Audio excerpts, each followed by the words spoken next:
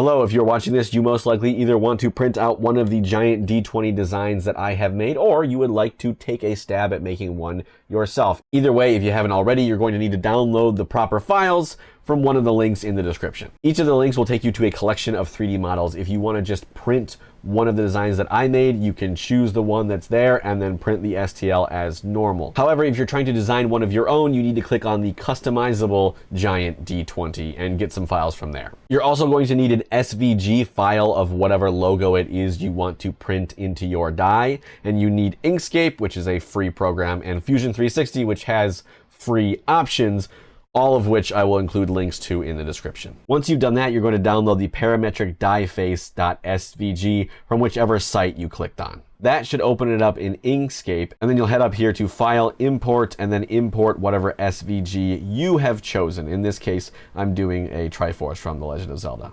Hit OK, and then you should see it show up. Now you can use these little arrows to scale it down, and if you click once, they will turn into rotation arrows, which you can use to orient it properly. Now, of course, make sure nothing goes outside the boundary of this rounded triangle here. That will mess up the final product. But once you've got it how you want it, you'll hit File, Save As, and save the SVG however you want to. I'm just naming mine Triforce Face because it is a Triforce on a face. Now, if you haven't already, you can download the parametric die.f3d file from whichever site you chose to download it from. When you click on that, it should automatically open up in Fusion 360. Now here's what it should look like in Fusion 360. We're going to click on the pull down menu for Insert, select Insert SVG, and then click on Insert from my computer, and then find whatever face it is that you created for this. Now we're going to select this face here with just a circle on it. Don't worry about that circle. We're going to use the square here to drag the SVG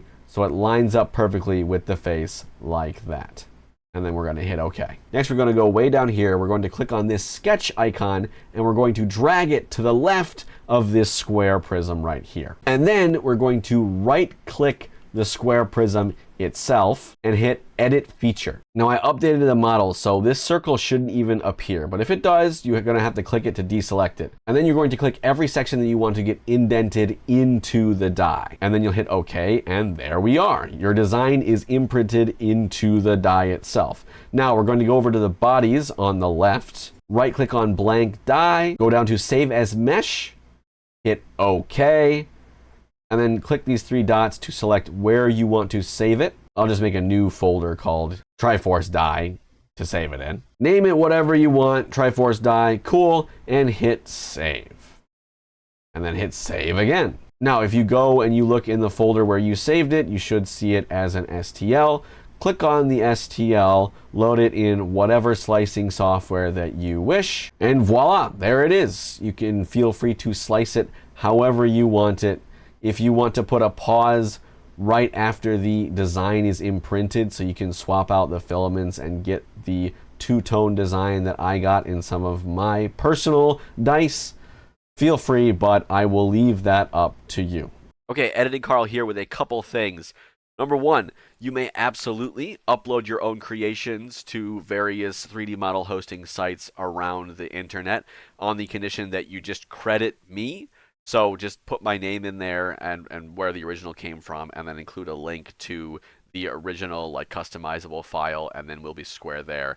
And if you upload it to Thingiverse, Printables, or MakerWorld, absolutely tell me, let me know, and I will add it to the collections. As long as it's not like wildly inappropriate, I would love to share it with all my viewers, because at the end of the day, people getting more designs to choose from is a good thing in my book. The second thing that I wanted to mention was that I unfortunately have no way for you all to change like the font or the size of the numbers on the die. I am completely self-taught in Fusion 360, and this was a really old project, and basically the way I designed it made it so that it was extremely difficult to edit all of that. And personally, I didn't think it would be worth the effort. However, if that is something you would want to see, feel free to leave a comment here or on the models themselves. If the demand is there, I have absolutely no problem putting in the effort to make a version 2 that is much more customizable. But until I see that demand, I think as it is now is good enough.